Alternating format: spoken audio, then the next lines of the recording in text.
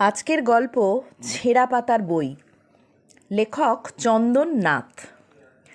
কড়ুইতলা থেকে ব্রজপুরের দূরত্ব রাস্তা ধরে গেলে না হলেও মাইল চারেক। রাস্তা বলতে অবশ্য পাকা রাস্তা নয়, পুরোটা কিছুটা পাকা, কিছুটা মোড়াম আর কিছুটা কাঁচা। কড়ুইতলা থেকে ওই কাঁচা রাস্তা ধরে মাইল দেড়েক গেলে মোড়াম রাস্তার দেখা মেলে শিবতলার মোড়ে। কড়ুইতলার ছেলেমেয়েরা পড়াশোনা করতে চাইলে ওই ব্রজপুরেই যেতে হয় তাদের এতটা রাস্তা পেরিয়ে। এখন অনেকের সাইকেল আছে, বাবা মারা কষ্টের সৃষ্টেও একটা সাইকেল জোগাড় করেন ছেলেমেয়ের জন্য। ছেলেমেয়ে পড়াশোনা করে, বড় হোক কেনা চাই তা। দ্বিজপদরা যখন ছোট ছিল তখন অবশ্যই মোড়াম রাস্তা টাস্তা হয়নি। পাকা রাস্তা তো তাদের কাছে ছিল এক অবাক চাউনি মেলে দেখবার জিনিস। তারা স্কুলে যেত মাঠের আল ভেঙে, ধান ক্ষেত পাট ক্ষেতের মধ্যে দিয়ে। সেভাবে এখনও অনেক বাচ্চা কাচ্চাই অবশ্য যায়। সবার বাপ মাই তো আর সাইকেল কিনে দিতে পারে না। ওই আল ভাঙা পথে ব্রজপুর অবশ্য অতটা দূরের জায়গা নয়, দূরত্বটা অর্ধেকেরও কম হয় তখন। হ্যাঁ, আলপথ ধরে গল্প করতে করতে স্কুলে যেত দ্বিজপদ আর অবিনাশ, আর দুজনে স্বপ্ন দেখত বড় হয়ে কবি বা লেখক হবে। ওই রকম উদ্ভট্টি জায়গার চাষাভুষো পরিবারের তাপ্পি মারা ইজের পড়া ছেলে দুটোর এহেন বিদঘুটে শখ হওয়ার কারণ ছিল না তা নয়। দুজনেরই দারুণ একটা মিল ছিল। দ্বিজপদর দাদু কীর্তন গাইতেন আর অবিনাশের দাদু ছিলেন খোল বাজানোর ওস্তাদ। সুতরাং অমন একটা ইচ্ছে তো হতেই পারে তাদের। তবে কি না ইচ্ছে হলেই কি আর পূরণ হয় সব স্বাদ? 9 অবধি পড়ে দুজনকেই ছাড়তে হয়েছিল স্কুলের পথ। সেই ভালো লাগা স্কুলের পথ ধরে অন্য পড়ুয়াদের আনাগোনা চালু থাকলেও সে পথ ক্রমশ অচেনা হয়ে গেল তাদের। অঙ্ক, ভূগোল, ইতিহাস, ইংরেজি, বিজ্ঞান সব বই যত্ন করে কুলুঙ্গিতে ভরে রাখল দুজনে। তবে ছাড়ল না একটা জিনিস, ছন্দ মিলিয়ে মিলিয়ে ছড়া কাটা। আর ছাড়ল না আরেকটা ইচ্ছে, কবি হওয়ার ইচ্ছে। মাস্টারমশাইরাও জানতেন তাদের এই দুই ছাত্রের কবি হওয়ার ইচ্ছের কথা। স্কুলে অনুষ্ঠানে তারা নিজেদের লেখা ছড়া পড়ে মোটামুটি বিখ্যাত হয়ে উঠেছিল। সুতরাং স্কুল ছাড়ার পর 2-3 বছর স্কুলের অনুষ্ঠানে ডাক পড়তো তাদের। ঘোষণা হতো এবার নিজের লেখা ছড়া পড়ে শোনাবে আমাদের প্রাক্তন ছাত্র দ্বিজপদ দাস। ছড়া পড়লে সবাই হাততালি দিত জোরে। মাস্টারমশাইরা বাহবা দিতেন, বলতেন, কেন যে তোমরা স্কুল ছাড়লে দ্বিজপদ, ক্ষমতা ছিল তোমাদের। কবিতা পড়তো অবিনাশও, প্রশংসা কম জুটত না তার। দুজনে ওই আল ভেঙেই বাড়ি ফিরত, বেশ গর্ব হতো দুজনের। সারা রাস্তা আলোচনা হতো একটাই, একটা করে বই বের করবে দুজনে পয়সা জমিয়ে, ছড়ার বই। যা হয়, কয়েক বছর পর স্কুলে নতুন মাস্টারমশাইরা যখন অনুষ্ঠান করার দায়িত্ব পেলেন তখন আর ডাক এলো না দুই কবির। উদয়স্ত মাঠে ধুলো মেখে কাজ করা কবিদের কথা ভুলেই গেল তাদের পুরনো স্কুল। 20, 21, 22 করে বয়স বাড়তে লাগলো যত, দ্বিজপদ আর অবিনাশ ততই জড়িয়ে পড়ল সংসারের হাল টানতে। তাদের দেখা হতে লাগলো কদাচিৎ, আর দেখা হলেও ছড়া কবিতা নিয়ে কথা বলার ফুরসত কই। তবু মাঝে মাঝে মনে পড়ে তাদের সেই স্কুলে যাওয়ার দিনগুলোর কথা। দ্বিজপদ বলে, আমাদের বই বের করার কি হবে অবিনাশ? অবিনাশ হাসে, আর বই?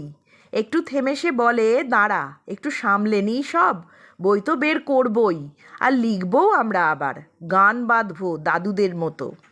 ছোটবেলাকার স্বপ্ন পূরণে মাটির ভাঁড়ে পয়সা জমায় অবিনাশ, দ্বিজপদও। ব্রজপুর মাধ্যমিক বিদ্যালয়ের সুবর্ণ জয়ন্তী অনুষ্ঠানে দ্বিজপদকে কেউ নেমন্তন্ন করেনি, তবুও সে এসেছে। স্কুলের মাস্টারমশাইরা বিভিন্ন বছরে যারা মাধ্যমিক পরীক্ষা দিয়েছে তাদের নাম ঠিকানা জোগাড় করে নিমন্ত্রণপত্র পাঠিয়েছেন। দ্বিজপদ তো মাধ্যমিক অবধি পড়েইনি, তাই চিঠি পায়নি, তবু এসেছে সে।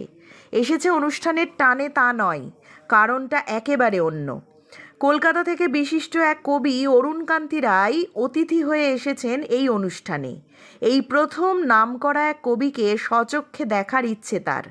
ইচ্ছে আরও একটা আছে, তার খুব ইচ্ছে বন্ধু অবিনাশের লেখাগুলো কবি একবার পড়ুন, আর যদি সম্ভব হয় লেখাগুলো ছাপানো যায় কি করে তার একটা সুলুক সন্ধান তিনি যদি দেন। দ্বিজপদ জানে একটু বেশি আশা নিয়েই এসেছে সে, কিন্তু অবিনাশের জন্য কী বা করতে পারে সে?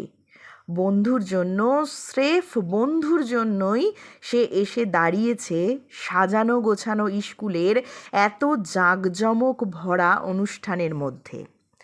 মাসখানেক হলো অবিনাশ অসুস্থ, খুবই অসুস্থ।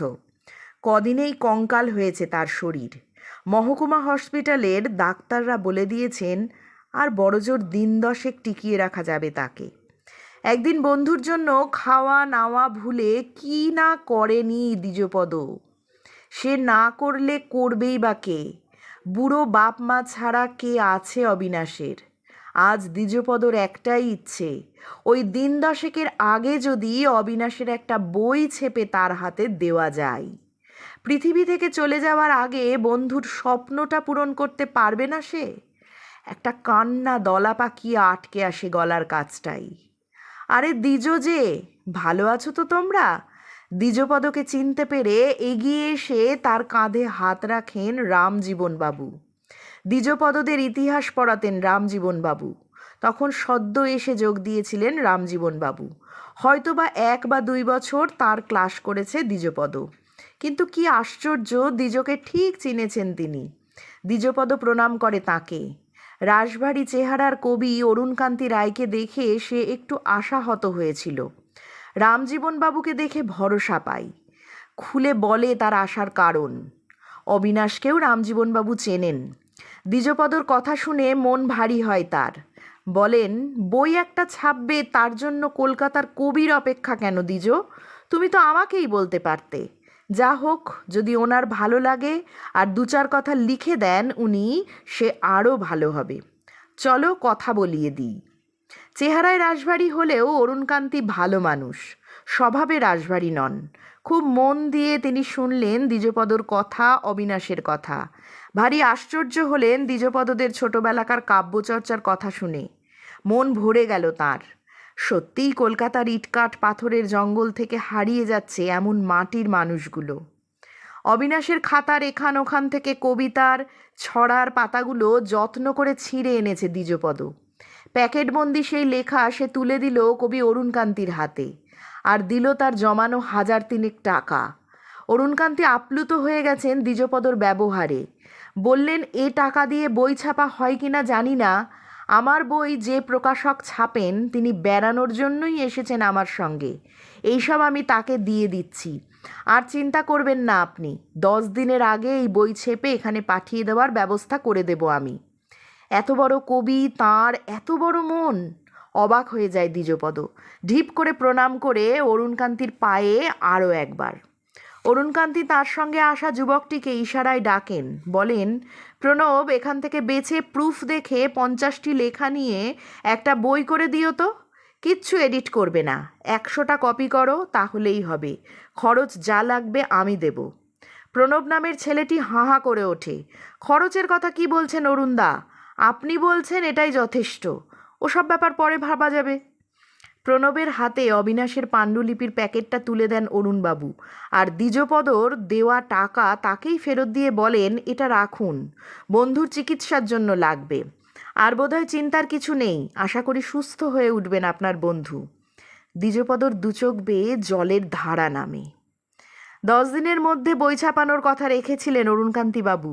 তার প্রকাশক প্রণব দিন 7 মধ্যে সুন্দর করে ছাপিয়ে বই পাঠিয়েছিলেন বইয়ের প্যাকেট আর কবি অরুণকান্তি রায়ের লেখা চিঠি। আপনার বন্ধুর লেখাগুলো ছাপানোর আগে দেখেছি, খুবই সুন্দর। আশা করি উনি সুস্থ হয়ে উঠবেন এবং আরও সুন্দর সুন্দর লেখা উপহার দেবেন। ওনার জন্য আমার শুভেচ্ছা রইল আপনার জন্যেও। চিঠি পড়ে আর বইয়ের প্যাকেটগুলো দেখে কান্নায় ভেঙে পড়ে দ্বিজপদ। অরুণকান্তি রায় কথা রাখলেও তার বন্ধু অবিনাশ যে কথা রাখেনি। ঠিক 5 দিন আগে হসপিটালের বেডে শুয়েই সে বিদায় জানিয়েছে পৃথিবীকে। তার লেখা বই তার হাতে তুলে দিতে পারেনি দ্বিজপদ, চেষ্টা করেও পারেনি। কাঁপা কাঁপা হাতে বইয়ের একটা প্যাকেট খোলে দ্বিজপদ। খুলতেই আরও থরথরিয়ে কেঁপে ওঠে তার হাত। বইগুলো ছড়িয়ে ছিটিয়ে পড়ে যায় হাত থেকে। প্রতিটা বইয়ের মলাটে মলাটে ঘুরতে থাকে তার বিস্ফারিত 2 চোখ। এ কি! কি দেখছে সে? মলাটে লেখা রয়েছে বইয়ের নাম মাঠ কুড়োনো ছড়া। এ নাম হয়তো অরুণকান্তি রায় বা প্রণববাবু ঠিক করে দিয়েছেন। তাতে দ্বিজপদ অবাক হয়নি, অবাক হয়েছে কবির নাম দেখে। স্পষ্ট অক্ষরে নিজের নামটি পড়তে পৃথিবীর কারই বা অসুবিধা হয়? স্পষ্ট অক্ষরেই লেখা কবির নাম দ্বিজপদ দাস। ইস, এত বড় ভুল করলেন কি করে অরুণকান্তি বাবুরা? ভাগ্যিস চিরদিনের জন্য চলে গেছে অবিনাশ। যদি এই প্যাকেট হসপিটালে নিয়ে গিয়ে তার সামনে খুলতো দ্বিজপদ, কি যে খারাপ হতো সে ব্যাপারটা ভাবতেই গাটা কেমন করে ওঠে দ্বিজপদর। হাতেও নিতে ইচ্ছে করছিল না আর বইগুলো। তবু দ্বিজপদর ইচ্ছে হলো অবিনাশের ছড়াগুলো পড়তে। সব তার পড়া, কিন্তু সে তো খাতার পাতা থেকে, ছাপানো অক্ষরে তো নয়। একটা বই তুলে নিয়ে মলাট উল্টে প্রথম কবিতাটা বার করল সে। তারপরই উফ বলে চেপে ধরল নিজের দু চোখ। এ যে তার লেখা, অবিনাশের লেখা তো নয়। পাতার পর পাতা উল্টাতে লাগলো দ্বিজপদ পাগলের মতো। পাতায় পাতায় যা লেখা, ঝকঝকে ছাপার অক্ষরে ফুটে ওঠা, সেই সমস্ত লেখা তার খুব চেনা, সবই তার নিজের লেখা। অবিনাশের একটি লেখাও তাতে নেই। রাগে দুঃখে গা রিরি করে দ্বিজপদর। বইগুলো দু হাতে ধরে ছুঁড়ে মারে উঠোনে, তারপর ছুটে যায় তার ঘরে। কদিন বাড়িতে কেউ নেই, বাবা মা গেছে আত্মীয়ের বাড়ি। ট্রাঙ্ক থেকে এটা ওটা সেটা ছুঁড়ে ছুঁড়ে ফেলে সে বের করে অবিনাশের বাড়ি থেকে নিয়ে আসা অবিনাশেরই কবিতা আর ছড়া লেখা খাতাগুলো। এগুলো থেকেই পৃষ্ঠাগুলো যত্ন করে ছিঁড়ে খামে ভরে অরুণবাবুকে দিয়েছিল সে। পাগলের মতো খাতাগুলো খোলে দ্বিজপদ, ওল্টাতে থাকে খসখস করে। একটা পাতাও ছেঁড়া নেই। অবিনাশের লেখা সব কবিতা ছড়া পরম আরামে শুয়ে আছে পাতায় পাতায়, যেমন ছিল তেমনই। কি করে হলো এমন? অবাক হয়ে যাওয়া দ্বিজপদর সারা শরীর কাঁপছে। কাঁপতে কাঁপতে সে তুলে নেয় নিজের লেখার খাতাগুলো। এত কাঁপুনি তার হাতে যে ধরে রাখায় দায় সেগুলো। তবু পাতা উল্টায় সে। বিস্ময়ে যেন ঠিকরে বেরোতে চায় তার চোখ। কে যেন যত্ন করে ছিঁড়ে নিয়েছে তার ছড়া আর কবিতার পাতার পর পাতা।